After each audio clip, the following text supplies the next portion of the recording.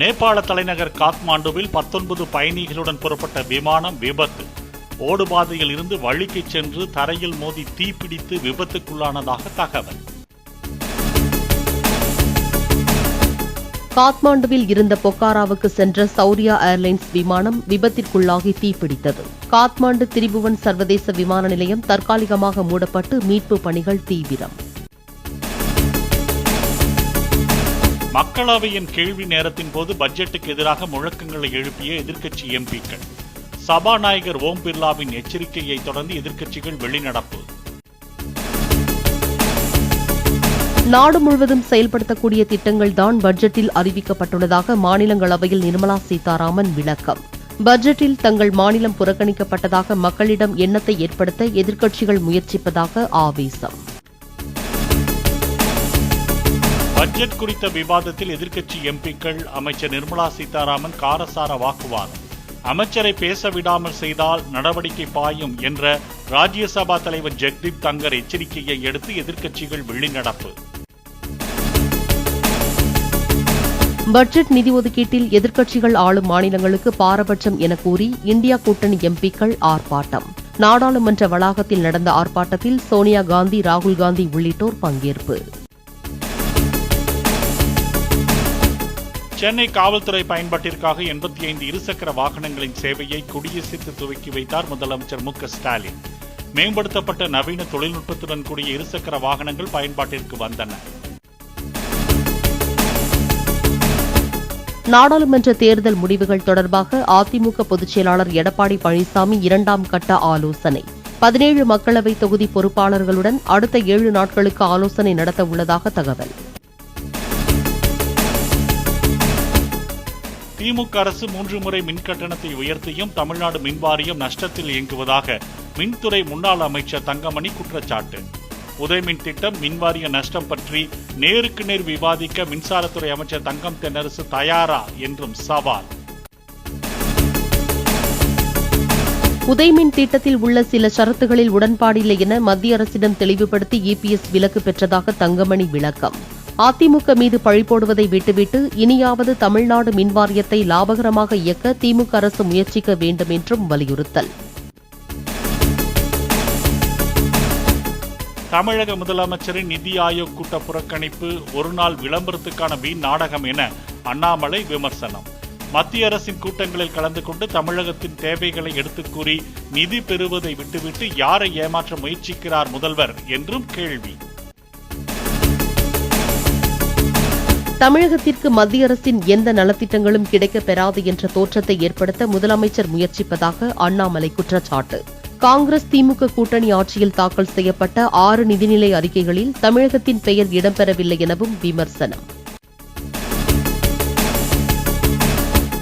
ராணிப்பேட்டை மாவட்டத்தில் 9,000 கோடி ரூபாய் முதலீட்டில் வாகன உற்பத்தி தொழிற்சாலையை அமைக்கிறது டாடா மோட்டார்ஸ். முதலமைச்சர் மு.க.ஸ்டாலின் அடுத்த மாதம் அடிக்கல் நாட்ட இருப்பதாக தகவல். காவிரி மேலாண்மை ஆணைய கூட்டம் டெல்லியில் இன்று நடக்கிறது. ஜூலை, ஆகஸ்ட் மாதங்களுக்கான தண்ணீர் திறப்பு குறித்து விவாதிக்கப்பட வாய்ப்பு. ஜம்மு காஷ்மீர் குப்வாரா மாவட்டத்தில் கோவுட் பகுதியில் இந்திய ராணுவமும் ஜம்மு காஷ்மீர் போலீசாரும் தீவிர தேடுதல் வேட்டை. துப்பாக்கிச் சண்டையில் ஒரு தீவிரவாதி கொல்லப்பட்டதாகவும் ராணுவ வீரர் ஒருவர் காயமடைந்ததாகவும் தகவல். ஆம்ஸ்ட்ராங் கொலை வழக்கில் கைதான வழக்கறிஞர் அருளை 2வது முறையாக காவலில் எடுத்து போலீசார் விசாரணை. கொலைக்கான சதித்திட்டம் தீட்டப்பட்டதாக கூறப்படும் இடங்களுக்கு அழைத்துச் சென்று விசாரித்ததாக தகவல். சென்னை டவுட்டனில் மாநகர பேருந்து மேற்கூரையின் மீது ஏறி பள்ளி மாணவர்கள் ஆட்டம் போட்ட வீடியோ. பேருந்தின் ஜன்னல் கம்பியில் தொற்றியவாறும் கால்களை சாலையில் உரசியவாறும் பயணித்த மாணவர்கள். ஜாஃபர் சாதிக் மனைவி, அவரது சகோதரர் ஆகியோர் மீது சட்டவிரோத பணப்பரிமாற்ற பிரிவில் இடி வழக்கு பதிவு.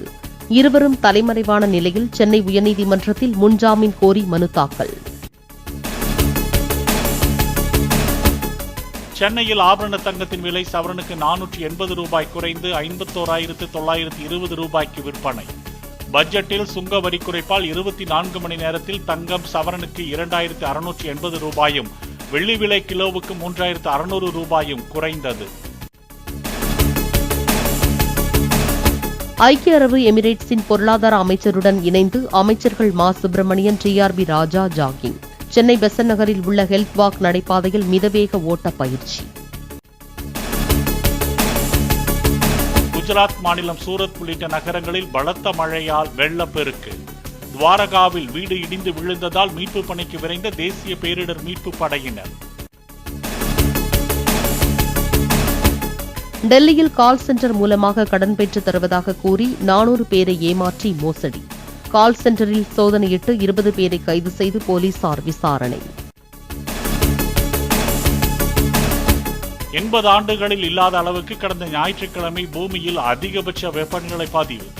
காடு, கடல், பனிமலைகளை உள்ளடக்கிய நமது கிரகத்தின் சராசரி வெப்பநிலை 17.09 டிகிரி செல்சியஸ் பதிவானதாக தகவல். அமெரிக்க அதிபர் தேர்தல் கருத்து கணிப்பில் டிரம்பை முந்தினார் துணை அதிபர் கமலா ஹாரிஸ். ராய்டர்ஸ் இப்சோஸ் நடத்திய கருத்து கணிப்பில் டிரம்பை விட 2% வாக்குகள் கூடுதலாக பெற்றார் ஹாரிஸ். மகளிர் T20 ஆசிய கோப்பை கிரிக்கெட் போட்டியில் நேபாளத்தை வீழ்த்தி அரையிறுதிக்கு முன்னேறியது இந்தியா. ஆட்டத்தின் முடிவில் இந்திய அணி கேப்டன் ஸ்மிருதி மந்தனாவுக்கு புத்தர் சிலையை பரிசளித்த நேபாள கேப்டன் இந்து பர்மா.